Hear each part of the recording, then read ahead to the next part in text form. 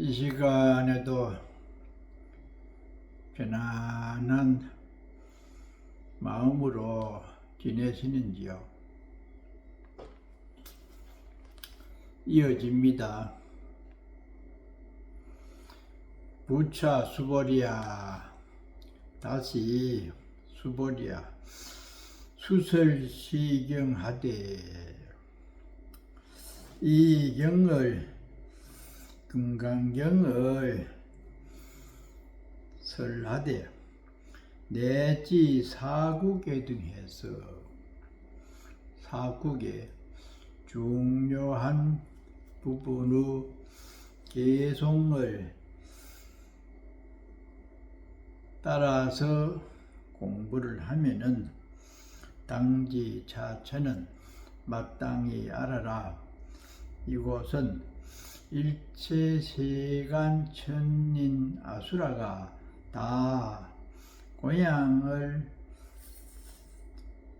올리는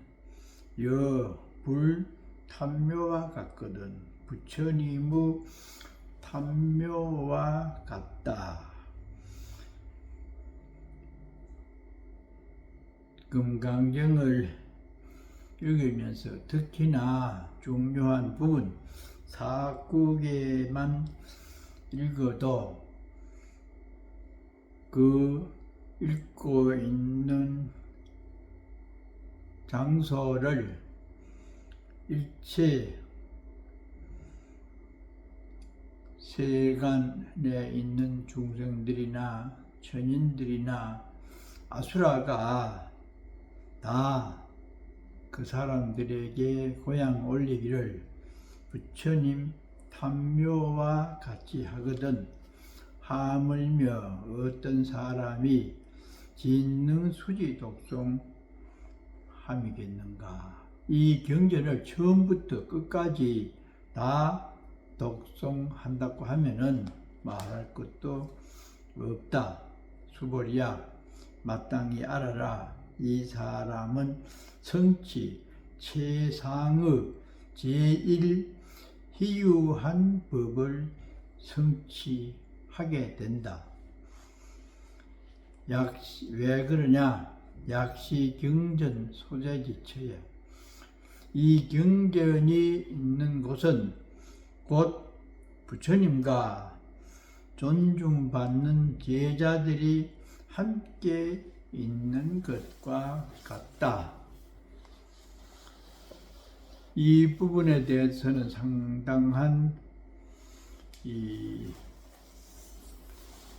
해설이 요구가 됩니다.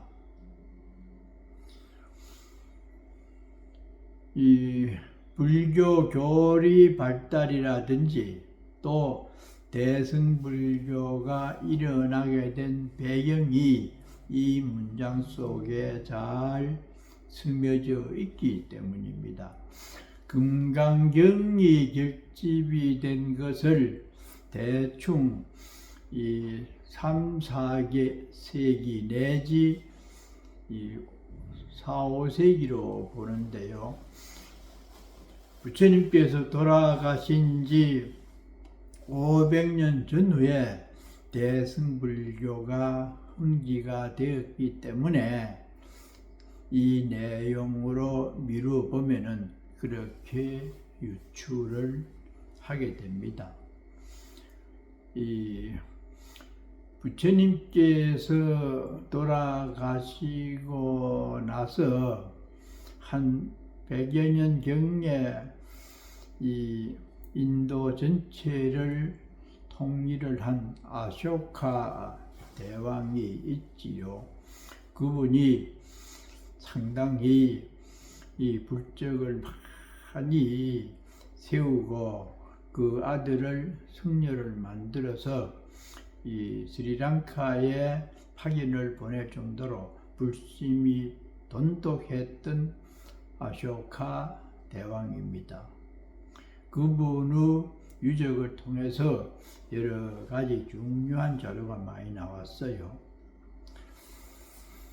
부처님이 계실 때는 기원정사 등 아주 소수의 사찰이 있었지만은 부처님께서 돌아가시고 나서는 주로 부처님의 말씀을 외우면서 수행을 했다고 합니다.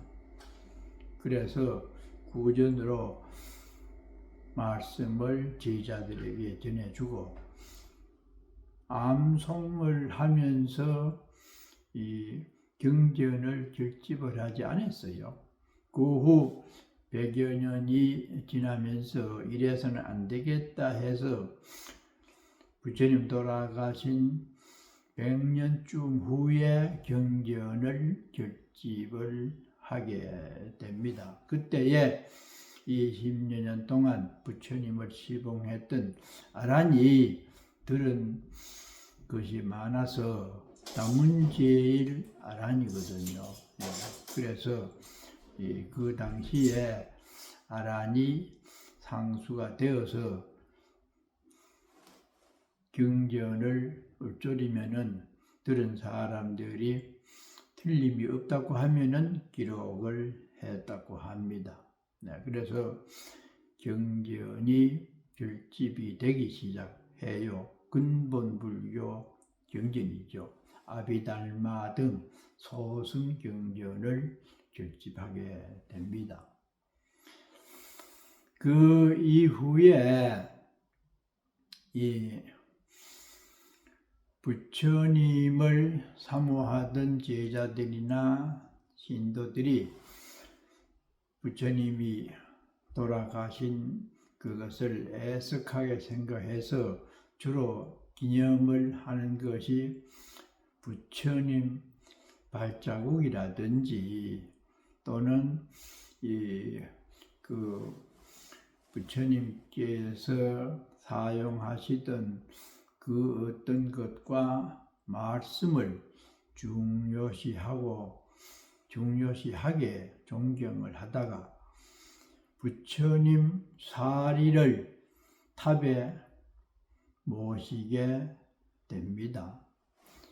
그래서 이 어떤 날을 정한다든지 무슨 기념일에는 그 부처님 사리를 모신 탑 주변에서 신도들이 많이 이렇게 모여서 부처님을 추념을 하고 기도를 나름대로 했다고 해요. 그때는 승려가 없었고 승려는 산중에서 지금처럼 나무 아래나 석굴에서 수행을 하고 있었어요. 그래서 많은 사람들이 사리를 모신 탑 주변에서 기도를 하게 되다가 보니까 사람들이 흩어지고 나면은 쓰레기도 생기고 정리정돈을 해야 될 일이 있잖아요. 그래서 그런 지금 생각하면은 자원봉사자처럼 신심 있는 사람들이 뒷정리를 합니다. 그러다가 사람들이 점점 많이 모이니까 신도 중에 이 탑에 모셔진 서가모니 부처님이라는 분이 어떤 말씀을 어떻게 했고 어느 정도 도력이 있었는지 등에 대해서 물어보는 사람이 자연적으로 생겼겠지요. 여기에 모신 서가모니라고 하는 분은 어떻게 수행을 했고 무엇을 우리들에게 가르치려고 했는가. 세월이 오래 가면은 그래 되잖아요. 그래서 그 많은 사람 중에 기억을 잘하고 공부를 좀 한 신도가 그 대표자가 되어서 앞에 나와서 참 옛날에 활동사진 보면서 설명을 하듯이 서가모니라는 분에 대해서 또 법에 대해서 말씀을 하게 됩니다. 그리고 그이가 헤어진 다음에는 또 정리정돈을 하는 하나의 어떤 모범적인 그 신도가 되지요. 그러다가 보니까 저 사람을 무엇으로 호칭을 하면 좋겠는가, 이런 이제 문제가 일어나죠. 그래서 그 신도를 보살이라고 했다고 합니다. 보살, 보디사트바. 보디는 깨달음, 사트바는 중생이죠. 일반 신도가 깨달으신 부처님의 말씀을 전해주는 그런 어떤 역할을 하다가 보니까 보살이라고 하는 적극적으로 이타행을 하는 사람에 대한 호칭이 생겼어요.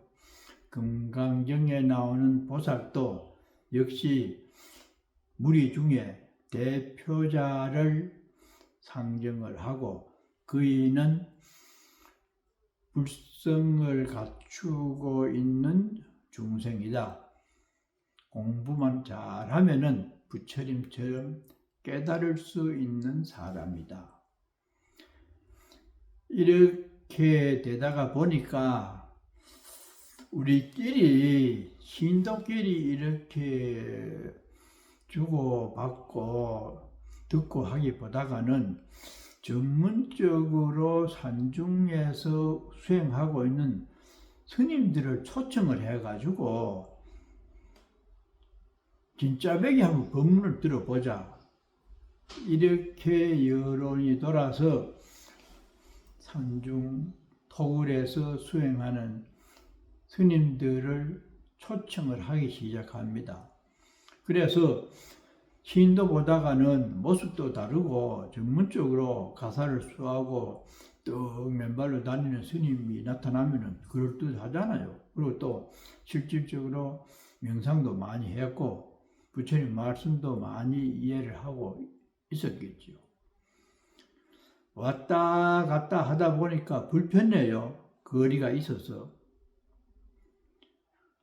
그러면 이 탑 옆에 조그마한 스님이 머물 수 있는 집을 하나 짓자.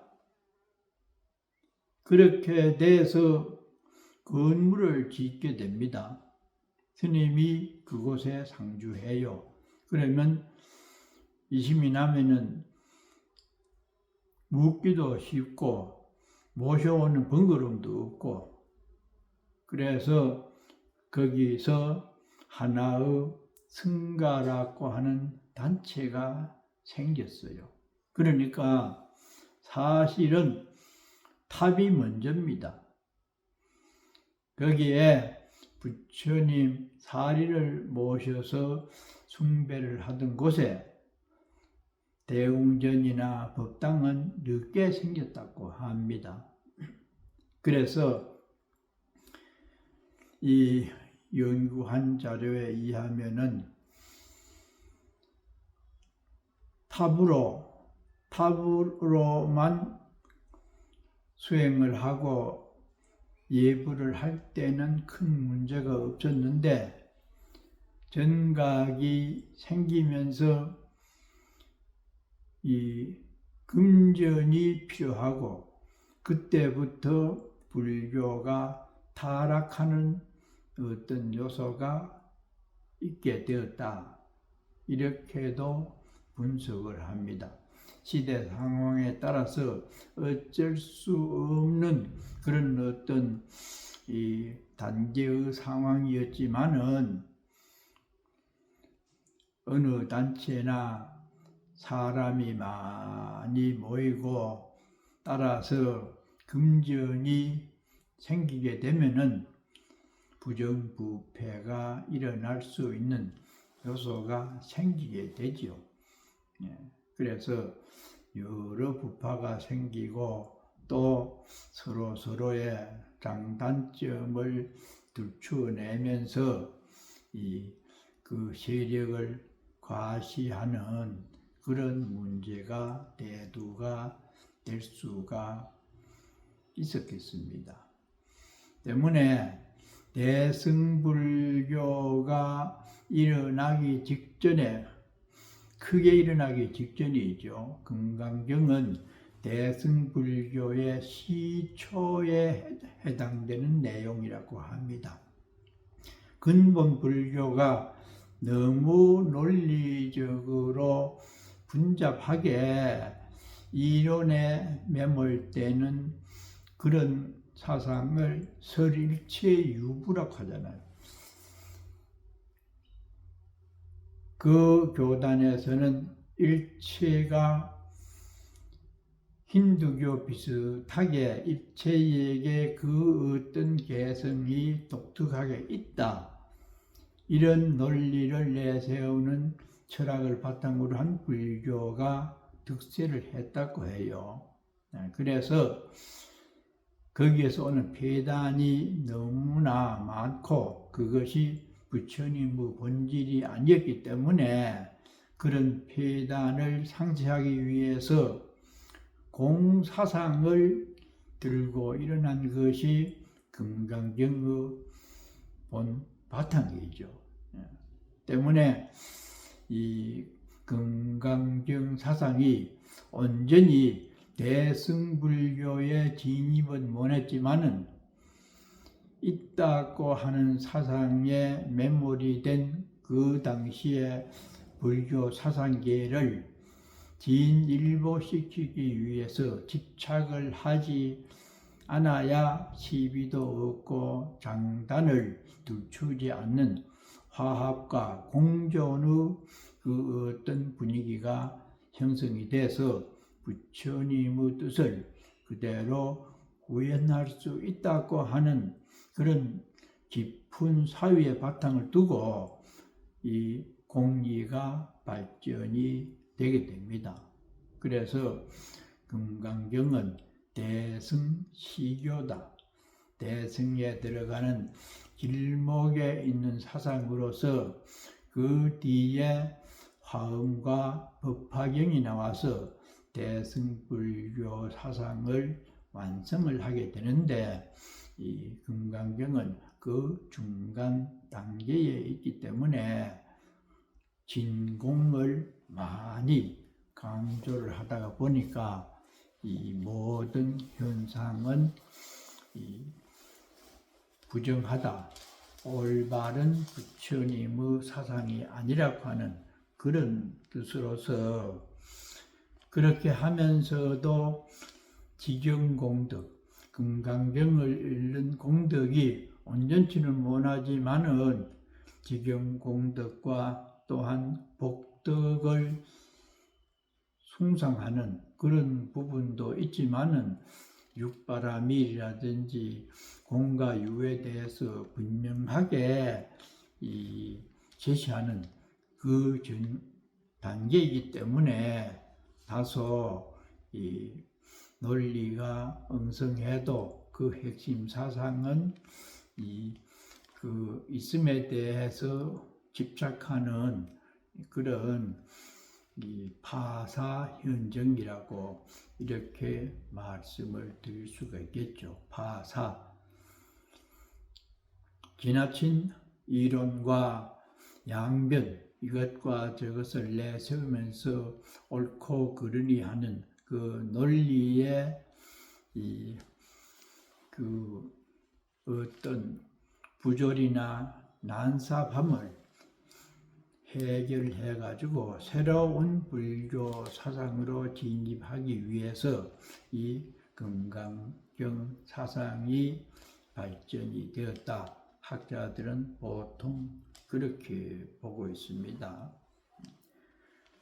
그렇기 때문에 여기에서 말하는 이 금강경 사구계를 설해 준다든지 또 그 스님들이 함께 있는 곳이면은 부처님의 사리를 모신 탐묘를 일반 신도들이 공경하고 기도 드리듯이 그만큼 금강경이 있는 곳이 이 부처님과 또 1200 제자들이 함께 있는 불당과 같다, 이런 말을 지금 하고 있습니다. 여기에서 야부가 뜻을 표합니다. 합여시로다. 여시 아문 처음에 일시불 제4위국 기수국고도원에서 1200 제자와 부처님이 함께 했다, 그렇게 나오죠. 그러니까 지금 여기에 나오는 내용이 여시라고 하는 그 뜻과 같네. 탑묘와 경전, 부처님 제자가 있는 곳은 모든 사람들이 존중하고 존경한다. 사해지시며 바다와 같이 깊음이요 여산지고로다. 산처럼 단단함이로다. 좌선우전에 오른쪽으로 돌고 왼쪽으로 둥글어도 불거부주로다 가는 것도 아니고 머무는 것도 아니다. 자유자재다. 출굴군모사자하야. 굴에서 나온 금빛 사자가 전이 호효 중호리로다. 금빛 사자가 나와서 한번 하고 소리를 지르면은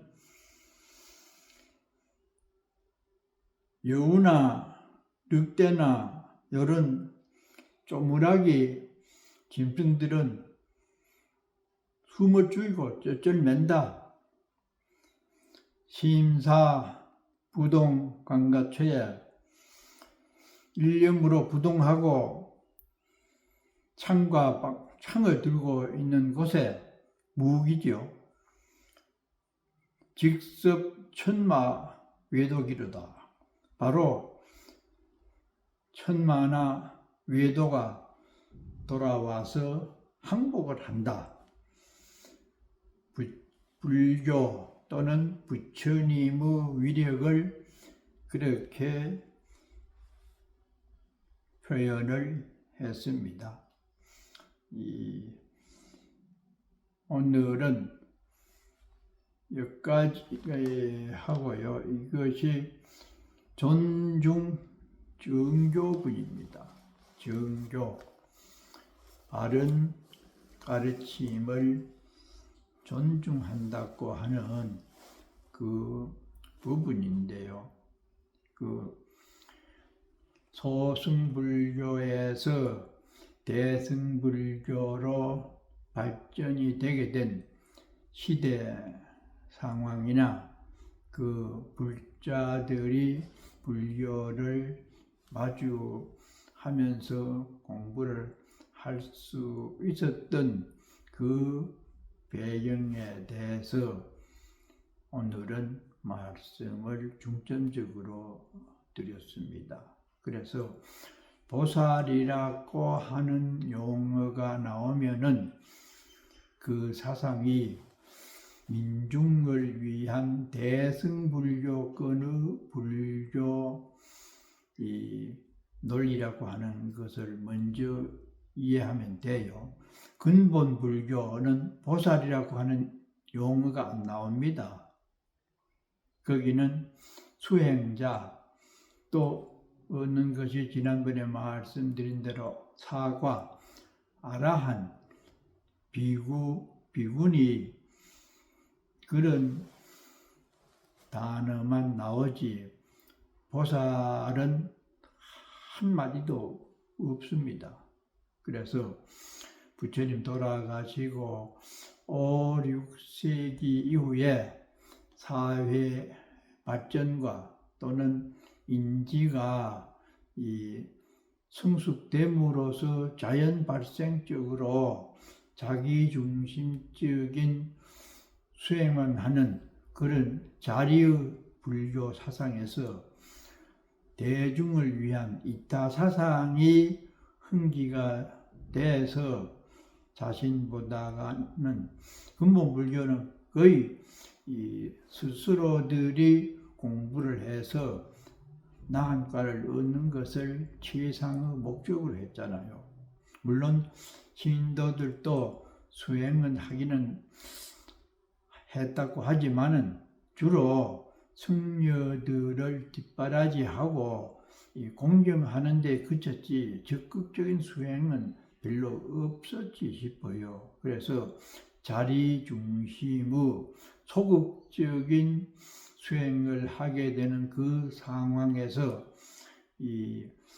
그 인도의 힌두교가 바탕이 되어 있고 또 이슬람이 인도 사회에 들어옴으로써 사회 변화에 따른 적극적인 불교 사상과 수행법이 나와지게 된 것이 이 대승 사상이 나오게 된 배경이고 그 초입에 결집된 경전이 바로 금강경이다. 그래서 보살, 우리도 깨칠 수 있는 가능태로서의 신도를 보살이라고 했고 근본 불교에서는 수행자, 스님들 중심으로 자기 스스로가 먼저 깨달아야 일반 사람을 지도할 수 있다고 하는 그런 논리고 대승에서는 내가 설령 온전하게 깨닫지는 못했다고 하더라도 내 힘 따라서 닿는 대로 다른 사람에게 이익을 줄 수 있는 적극적이고 대사회적인 그런 새로운 사상이 일어난 것을 대승불교라고 합니다. 마치겠습니다.